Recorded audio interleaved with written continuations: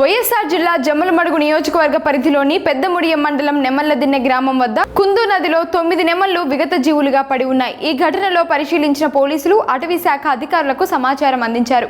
సమాచారం అందుకున్న అటవీ అధికారులు ప్రాంతాన్ని సందర్శించి ఈ పక్షులు విష ఆహారం లేదా పిడుగుపాటుకు మరణించి ఉంటాయని ప్రాథమికంగా అంచనాకు వచ్చారు. పూర్తి వివరాలు నెమళ్ల పంచనామా అనంతరం తెలుస్తుందని తెలిపారు.